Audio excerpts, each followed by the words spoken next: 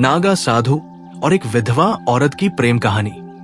अघोरी नागा साधु जिसका जीवन त्याग और तपस्या में बीता था, और एक अकेली विधवा जिसकी दुनिया तन्हाई और दर्द से घिरी थी। जब ये दोनों टकराए तो भाग्य ने ऐसी आग जलाई जिसे न तो समाज बुझा सका और न खुद वो दोनों। ये प्रेम था या मोह, वासना थी या आध्यात्म? जंगल की उस रात जब बारिश उनके बीच की हर दूरी मिटा रही थी, क्या सच में कोई सीमा बची थी? नमस्कार प्रिय दर्शकों, जय श्री राम। आप सभी का विद्या ज्ञान सागर में हार्दिक स्वागत है। हम आपके लिए लाते हैं सनातन धर्म की अद्भुत और प्रेरणादायक कथाएं जो आपके हृदय को सुख व शांति प्रदान करेंगी।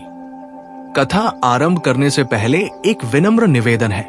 शास्त्रों में कहा गया है कि अधूरी छोड़ी गई कथा दुख और पाप का कारण बनती है, इसलिए इसे अंत तक अवश्य सुने।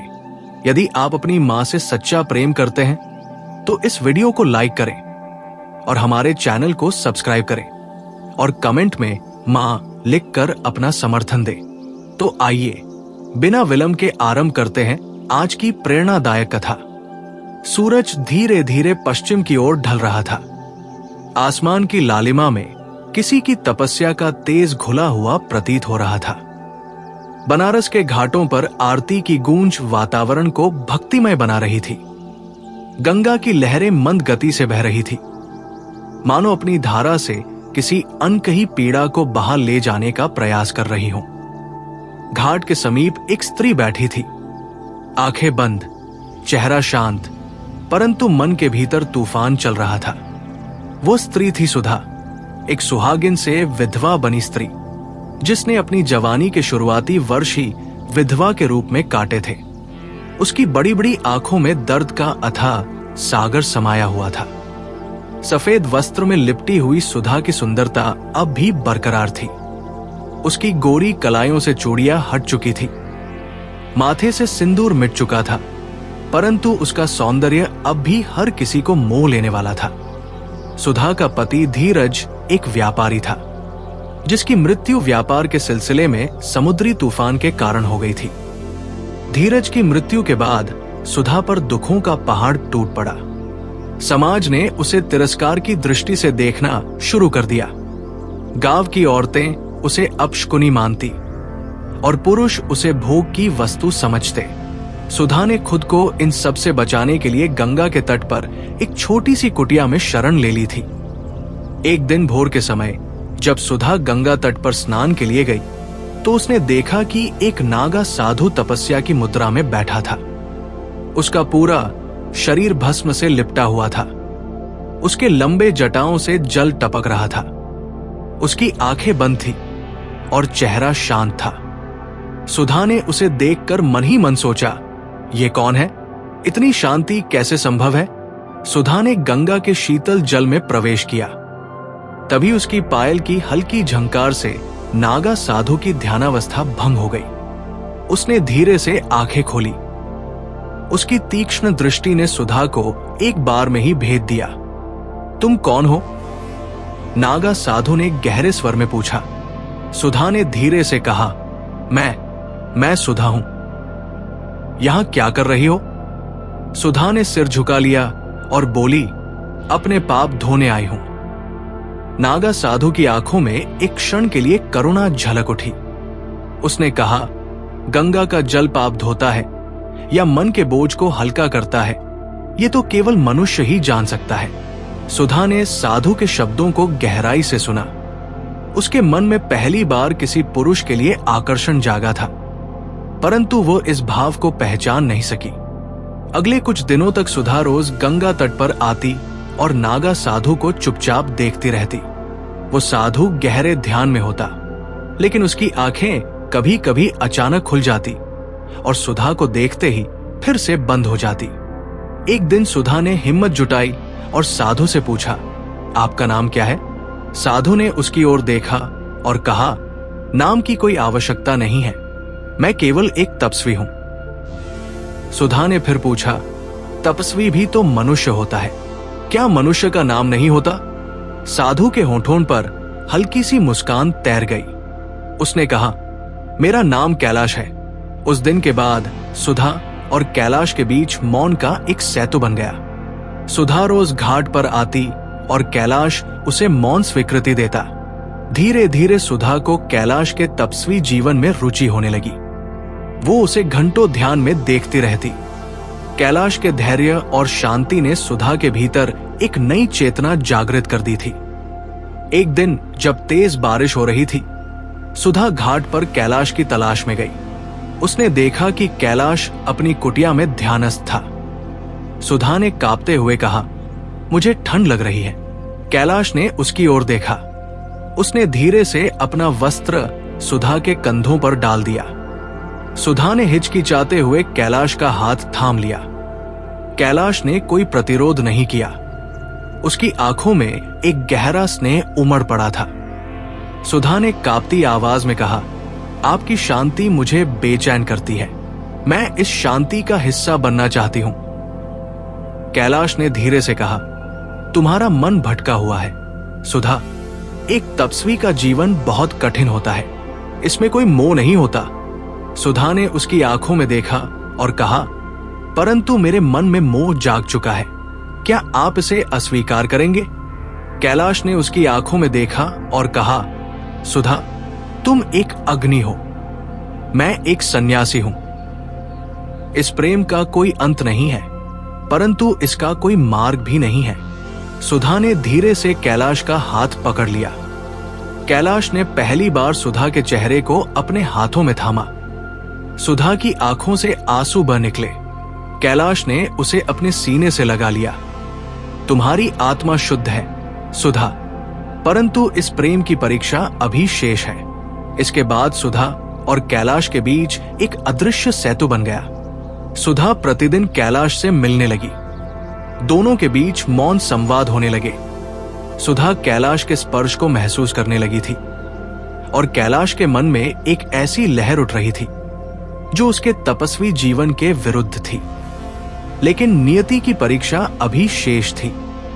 एक दिन एक अन्य साधु ने कैलाश को चेतावनी दी, तुम एक स्त्री के मोह में पड़ रहे हो। यह तुम्हारे तपस्या मार्ग को भ्रष्ट कर देगा। कैलाश ने कहा, यदि ये प्रेम अधर्म है तो मैं इस अधर्म को सहर्ष स्वीकार करता हूं। लेकिन क्या समाज कैलाश और सुधा के इस प्रेम को स्वीकार करेगा? क्या एक नागा साधु और विधवा स्त्री का प्रेम समाज की दीवारों को लांघ पाएगा? सुधा और कैलाश के बीच अब एक ऐसा मौन संबंध स्थापित हो चुका था जिसकी अनुभूति केवल वे दोनों ही कर सकते थे। गंगा की लहरों के बीच उनके प्रेम की एक अनकही धारा बह रही थी। सुधा रोज घाट पर जाती और कैलाश को ध्यान की अवस्था में देखती। कैलाश के मुख पर अद्भुत शांति थी, पर उसकी आंखों के भीतर एक कोमल स्नेह धीरे धीरे जागृत हो रहा था। सुधा के मन में अब कोई संशय नहीं था। वो कैलाश के प्रति अपने प्रेम को पूरी तरह स्वीकार कर चुकी थी। लेकिन कैलाश के मन में अब भी एक संघर्ष चल रहा था। एक ओर उसकी वर्षों की तपस्या थी, दूसरी ओर सुधा का निश्चल प्रेम। एक दिन सुधा ने कैलाश से कहा, कैलाश, मैं अब इस मौन प्रेम को और अधिक सहन नहीं कर सकती। क्या तुम मुझसे प्रेम करते हो? कैलाश की आंखों में एक क्षण के लिए कंपन हुआ। उसने गहरी सांस ली और कहा, सुधा, प्रेम का अर्थ केवल प्राप्ति नहीं होता, प्रेम त्याग में भी होता है। मैं एक साधु हूं, मेरा धर्म संसार से परे है। सुधा ने उसकी आंखों में देखते हुए कहा, प्रेम में त्याग है तो समर्पण भी तो है। अगर प्रेम त्याग है तो क्या मैं तुम्हारे इस त्याग का हिस्सा नहीं बन सकती? कैलाश ने उसकी ओर देखा। सुधा की आंखों में सच्चाई थी, समर्पण था। कैलाश ने उसके चेहरे को अपने हाथों में थामा और धीरे से कहा, सुधा, अगर मैं इस प्रेम को स्वीकार कर लूं तो मेरी तपस्या भंग हो जाएगी, लेकिन अगर इसे अस्वीकार करूं तो मेरा हृदय टूट जाएगा। मैं एक साधु हूं सुधा, मैं प्रेम नहीं कर सकता। सुधा ने उसके हाथों को थाम लिया और कहा, अगर तुम्हारी तपस्या में प्रेम बाधा है तो क्या वो तपस्या अधूरी नहीं है? कैलाश मौन हो गया। सुधा के शब्द उसके मन को भेद रहे थे। कैलाश और सुधा के इस अद्भुत प्रेम की चर्चा धीरे धीरे पूरे तपस्वी समाज में फैलने लगी। नागा साधुओं के प्रमुख महंत ने कैलाश को बुलाया। महंत ने कठोर स्वर में कहा, कैलाश, एक विधवा के साथ प्रेम का संबंध ये नागा संप्रदाय के नियमों के विरुद्ध है। अगर तुमने सुधा के प्रेम को स्वीकार किया तो तुम्हें संप्रदाय से बहिष्कृत कर दिया जाएगा। कैलाश ने शांत स्वर में कहा, प्रेम का अर्थ बंधन नहीं होता। अगर प्रेम मेरे सन्यासी जीवन का अंत कर रहा है तो ये अंत मैं स्वीकार करता हूं। महंत ने क्रोधित होकर कहा, तो क्या तुम इस स्त्री के लिए अपने वर्षों की तपस्या को त्याग दोगे? कैलाश ने दृढ़ स्वर में कहा, अगर प्रेम त्याग है तो मैं इसे सहर्ष स्वीकार करता हूं। अगर प्रेम पाप है तो मैं इस पाप को भी अपनाऊंगा। महंत ने उसे चेतावनी दी, अगर तुमने सुधा के प्रेम को स्वीकार किया तो तुम्हें नागा संप्रदाय से निकाल दिया जाएगा। तुम्हारा भस्म और जटा धारण करने का अधिकार छीन लिया जाएगा। कैलाश ने कहा, अगर प्रेम के लिए यह त्याग आवश्यक है तो मैं इसे भी सहन करूंगा। उधर सुधा इस स्थिति से अनजान थी। एक दिन कैलाश घाट पर नहीं आया। सुधा ने उसे कुटिया में जाकर देखा। कैलाश गहरे ध्यान में था।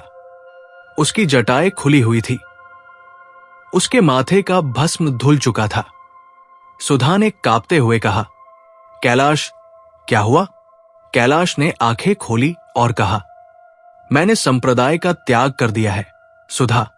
अब मैं एक साधु नहीं हूं। मैं केवल एक साधारण मनुष्य हूं जो तुमसे प्रेम करता है। सुधा की आंखों से आंसू बह निकले। उसने कैलाश के हाथों को थाम लिया। कैलाश ने उसे अपने सीने से लगा लिया। सुधा ने कहा, अब कोई बाधा नहीं है कैलाश, अब हम एक हो सकते हैं।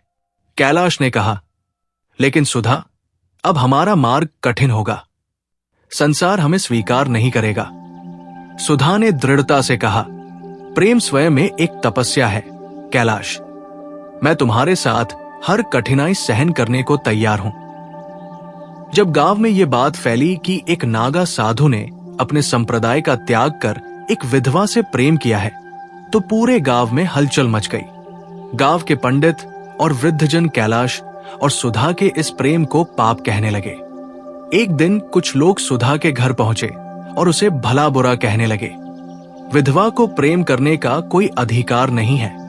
ये स्त्री हमारे समाज के नियमों को तोड़ रही है। कैलाश ने आगे आकर कहा, प्रेम नियमों का मोहताज नहीं होता। अगर प्रेम पाप है तो हम इस पाप को स्वीकार करेंगे। लेकिन अब कोई भी सुधा को अपमानित नहीं करेगा। लेकिन भीड़ शांत नहीं हुई।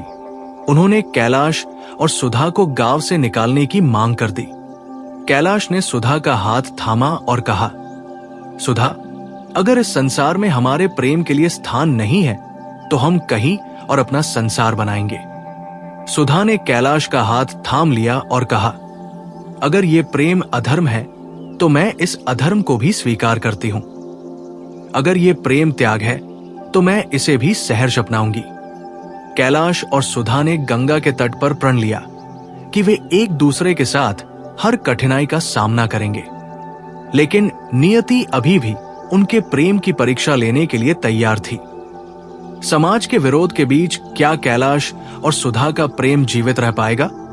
क्या कैलाश अपने तपस्वी जीवन के त्याग का बोझ सह पाएगा? क्या सुधा समाज के तिरस्कार का सामना कर पाएगी? कैलाश और सुधा ने समाज के विरोध की परवाह किए बिना एक दूसरे का साथ निभाने का निर्णय कर लिया था। गंगा के तट पर दोनों ने एक दूसरे का हाथ थामा और प्रण किया कि चाहे संसार कितना भी विरोध करे, वे अपने प्रेम की राह पर साथ चलेंगे। लेकिन समाज इतनी आसानी से उन्हें चैन से जीने नहीं देने वाला था। गांव के पंडितों और साधु समाज के महंतों ने कैलाश के इस निर्णय को धार्मिक अनुशासन का उल्लंघन मानते हुए उसे दोषी ठहराया। कैलाश का नागा साधु का अधिकार छीन लिया गया। उसके भस्म और जटा को प्रतीकात्मक रूप से काट दिया गया। कैलाश ने सब कुछ सहर्ष स्वीकार किया, लेकिन सुधा के लिए यह सब देखना कठिन हो रहा था। कैलाश की पीड़ा उसे भीतर तक तोड़ रही थी। एक दिन गांव के पंडितों ने निर्णय लिया कि कैलाश और सुधा को गांव से बाहर निकाल दिया जाए। गांव के मुखिया ने क्रोधित स्वर में कहा, यह संबंध हमारे धार्मिक नियमों के विरुद्ध है। एक विधवा का प्रेम और वह भी एक नागा साधु के साथ, ये अक्षम्य अपराध है। इन्हें गांव से निकाल दो।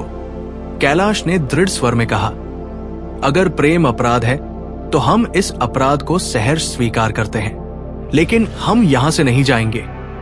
हम इसी भूमि पर रहेंगे जहां हमारे प्रेम ने जन्म लिया है। लेकिन गांव के लोग आक्रोश में थे। उन्होंने सुधा और कैलाश के घर पर पत्थर फेंकने शुरू कर दिए। सुधा डर गई, लेकिन कैलाश ने उसका हाथ थाम लिया और कहा, डरो मत सुधा, प्रेम की राह कठिन होती है, परंतु मैं तुम्हारे साथ हूं। सुधा की आंखों में आंसू आ गए। उसने कैलाश के सीने से लगते हुए कहा, अगर प्रेम की राह में मृत्यु भी मिले तो मैं उसे भी सहर्ष स्वीकार करूंगी। जब साधु समाज ने देखा कि कैलाश प्रेम के मार्ग पर अडिग है, तो उन्होंने उसे श्राप देने का निर्णय लिया। महंत ने कैलाश के सामने आकर कहा, कैलाश, तुमने अपने तपस्वी जीवन को नष्ट कर दिया है। तुम्हारा तप भंग हो चुका है। तुम्हारी आत्मा अब मोक्ष को प्राप्त नहीं कर सकेगी। तुमने प्रेम के लिए अपना संन्यास त्याग दिया है, इसलिए अब तुम्हें श्राप दिया जाता है कि तुम अपने जीवन में शांति नहीं पा सकोगे।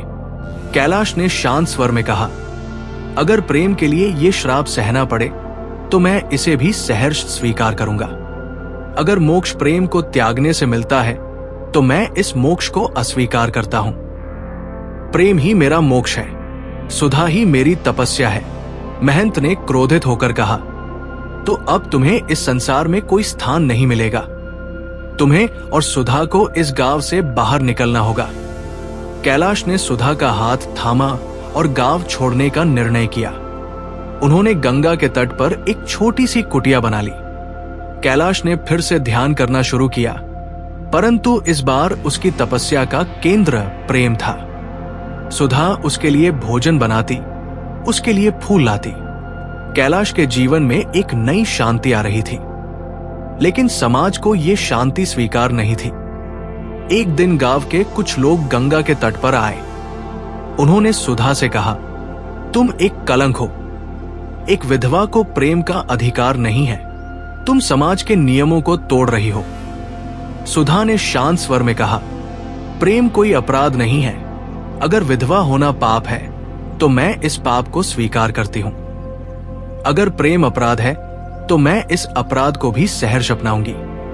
एक दिन कैलाश गंगा के तट पर ध्यानस्थ था। तभी एक क्रोधित साधु ने कैलाश पर हमला कर दिया। उसने कैलाश के सिर पर डंडा मारा। कैलाश घायल होकर गिर पड़ा।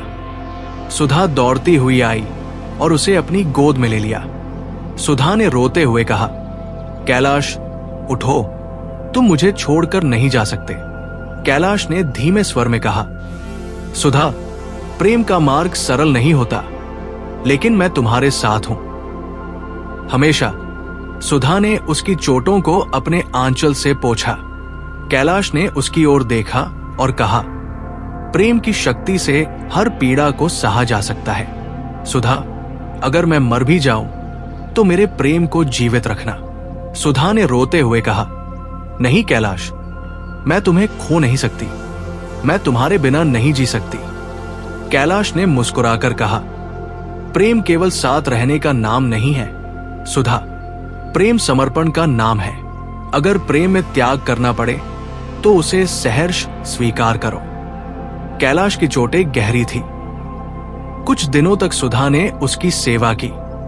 कैलाश धीरे धीरे स्वस्थ होने लगा, लेकिन उसकी साधना और तपस्या अब एक नए रूप में बदल चुकी थी। एक दिन कैलाश ने सुधा से कहा, सुधा, मैंने प्रेम को प्राप्त कर लिया है। अब मुझे कुछ और नहीं चाहिए।